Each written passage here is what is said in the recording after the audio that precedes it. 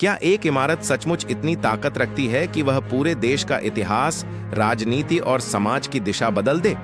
और क्या सच को छिपाया जा सकता है या सच हमेशा सामने आता है?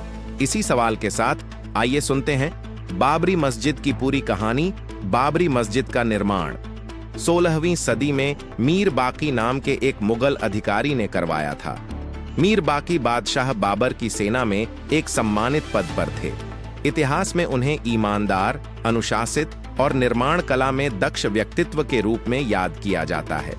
कहा जाता है कि उन्होंने इस मस्जिद का निर्माण लगभग 1528 से 1529 के दौरान करवाया, जब मुगल शासन अपनी व्यवस्था मजबूत कर रहा था और उपासना स्थलों का निर्माण उस शासन व्यवस्था का हिस्सा था।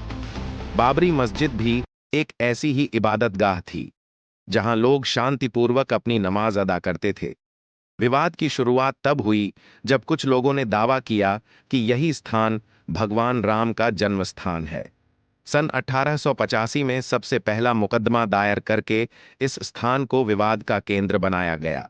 इसके बाद 1949 में मस्जिद के भीतर मूर्तियां रख दी गईं, जिससे विवाद और बढ़ा। 1950 के दशक से यह मामला अदालतों और समाज दोनों में लगातार चर्चा का विषय बना रहा। 1992 की घटना के बाद बने लिब्रहान आयोग ने अपनी जांच में यह कहा कि उस समय की उत्तर प्रदेश सरकार और कुछ राजनीतिक तथा धार्मिक संगठनों की भूमिका गंभीर रूप से गलत रही। भीड़ को रोकने में बड़ी विफलताएं हुईं और प्रशासन अपनी जिम्मेदारी निभाने में असफल रहा। जिस जगह सजदे की खुशबू उड़ा करती थी, आज वहां दर्द की हवा बहती है। बाबरी के पतन ने सिर्फ इमारत न गिराई, हमारी रूहों में एक टीस आज भी रहती है।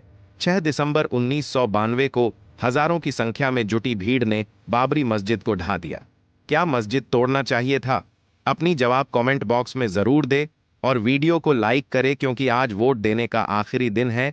जिससे बाबरी मस्जिद दोबारा बन सके तो अपना वोट जरूर दीजिए प्लीज। यह भारत के इतिहास का वह दिन था जिसने पूरे देश को हिला दिया।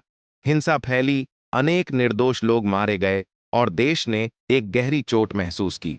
यह घटना आज भी करोड़ों लोगों के दिलों में दर्द के रूप में दर्ज है। टूटे हुए पत्थरों में बस दीवार नहीं टूटी। जिस दिन बाबरी गिरी थी, हमारी पुकार नहीं टूटी। मस्जिद तो गिरा दी भीड़ ने एक पल में, मगर दिलों में उसके लिए मोहब्बत की दीवार नहीं टूटी। इतिहास में दर्ज जानकारी के अनुसार सबसे पहली कोशिश 1885 में की गई थी, जब मंदिर निर्माण की अनुमति मांगते हुए दावा किया गया कि यह स्थान मंदिर का अधिकार क्षेत्र है। उसके बाद की घटनाएं और मुकदमे विवाद को और गहरी खाई में धकेलते गए। बाबरी मस्जिद को बचाने की आवाज भी कई मंचों पर उठी। बैरिस्टर असदुद्दीन ओवैसी ने संसद हो या देश के अन्य मंच, हर जगह इस ध्वंस को अन्याय बताया। उन्होंने बार बार कहा कि इस मुद्दे का हल संविधान और न्याय के आधार पर होना चाहिए था। उनकी यह आवाज आज भी इंसाफ और शांति के लिए उठती है।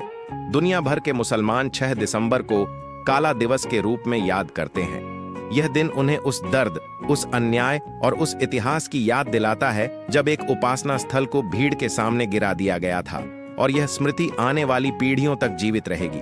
गिरा दी मस्जिद, मगर ईमान गिरा नहीं पाए।